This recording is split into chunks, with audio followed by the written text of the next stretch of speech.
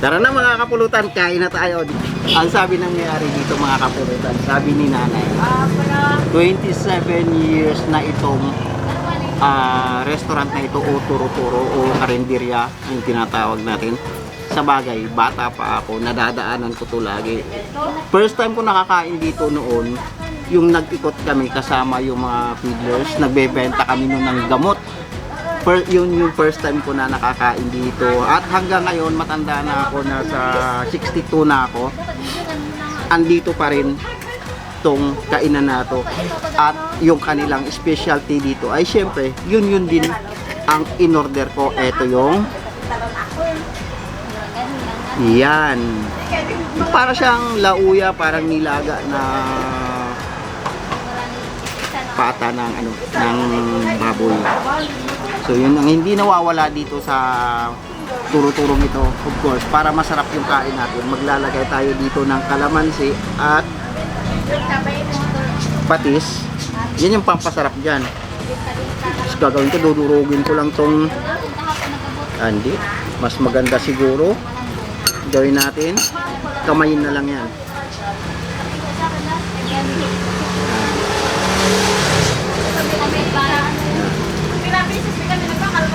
Cheers mga kapulutan. Siyempre, ang laging hinahanap dito, yung sabaw.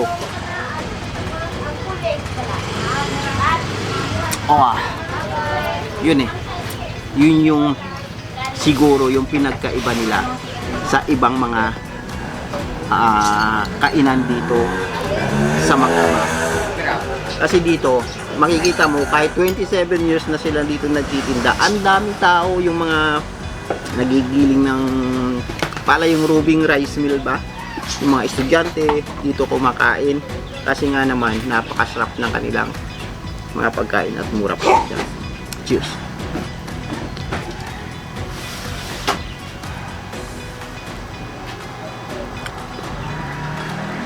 Yun. Lalagay muna natin. Dahil Pilipino tayo, yung sabaw, hindi hinihigop, nilalagay sa kanin. Yung Filipino style ba?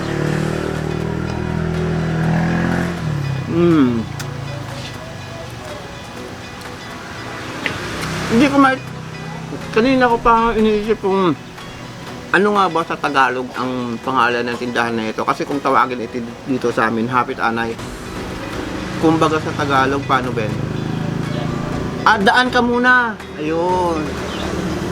Sabi ni Migo Randy doon sa gilid. Daan ka muna. Yun yung translation pala sa karayaan ng Hapit Anay.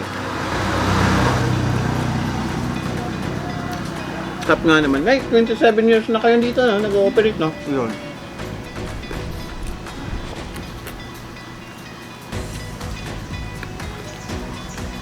Dati lahat ng soup number 5. Soup number 5, meron din kayo. Ay, ngayon wala na. Ay, mahirap maghanap ng baka. Sa bagay dito nga naman sa amin mga kapulutan. Sabi ni nanay kasi doon sa likod, mahirap daw maghanap ng baka. Kasi dito sa amin, makakatikim ka lang ng baka dito tuwing Biyernes tsaka Lunes ng umaga. Inabot ka pa ng hapon, wala na.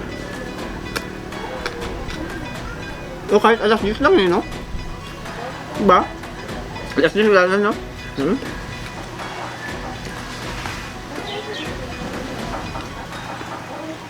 Dito pala sila nanay, dito sa Hapit Anay.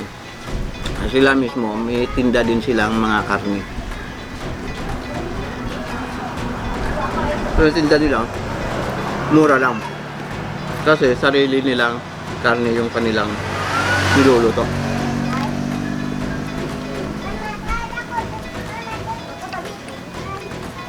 Hindi kayo talaga nagsimula ng ano nito o may iba pang tao? Kayo po mismo ang nagtayo. Yun, si nanay. Ayun, may dinuguan. Araw-araw yan meron. Bango. Bango ng dinuguan. Paborito ni ano yan, Migo Randy. Yung dinuguan. Kasama nga pala nating lumayas mga kapulutan. Si Migo Randy at si ano, yung kasama niya kalbo. Si Migo Andong. Ano matawa direct? Tinatawa na mo si Andong.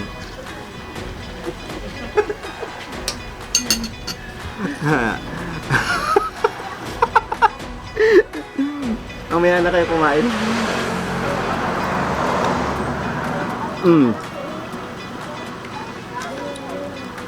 Sarap naman ito.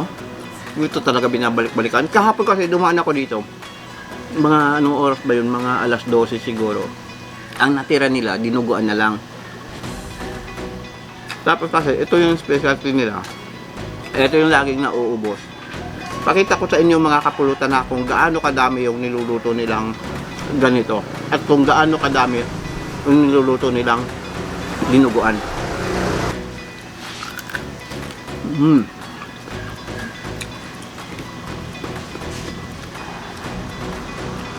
Kung ikaw kapulutan, ano sa tingin mo mas maganda? Sa pata, yung natutunaw ba?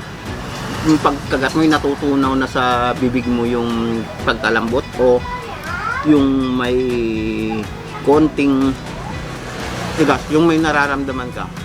Ako kasi pag nagluluto ako na ano, ng ganito sa bahay o kahit saan, ang gusto ko yung hindi natutunaw, yung dapat may kinakagat ka. Okay lang pagka laman siguro, pwede. Pero pagka ganito, dapat try nyo na medyo may ano pa siya, may makakagat ka pa talaga.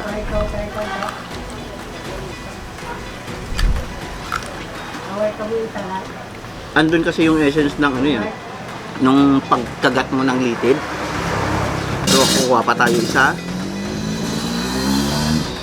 Sumabay yung gulay. Sausaw na lang natin dito.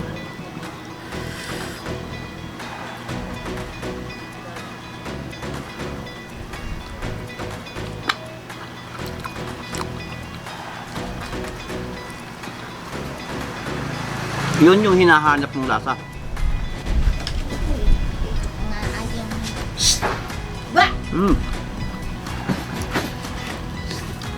Tapos sabayan mo ng kanin.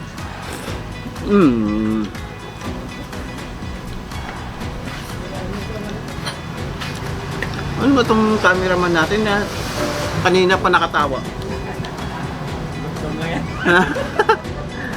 Hindi ba kikipot ang baba niyan? O kinipot na. Ay, nga.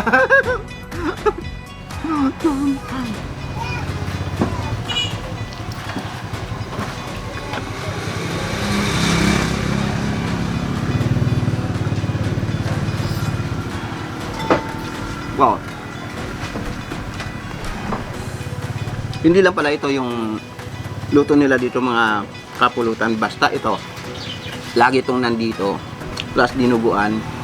Bahala na silang nagrarambol-rambol daw ng mga pagkain dyan sa bawat araw. Basta ito, yung specialty nila. Hindi nyo kakala. Sabihin mo man na nilaga lang yan. Pero ganito kasi ang sitwasyon. Pag binigyan ka ng ingredients, tapos pare-parehas kayo ng recipe na iluluto, pare-parehas kayo ng menu na iluluto, tingin mo ba yung outcome pare-parehas kayong ano, pare-parehas yung lasa na ng niluto nyo? Tingin ko hindi.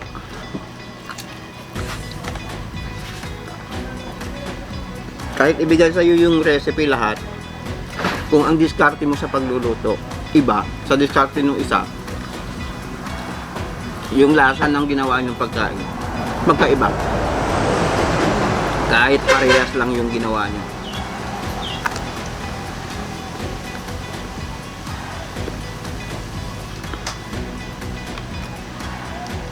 Kaya ito masasabi din nila na specialty nila. Pero hindi naman talaga to totoong kumbaga sila lang nakakaluto ng ganito kasarap. Very common ang ganitong luto. Pero kung paano nila naluto, yun yung malaking tanong. So for the last bite mga kapulutan.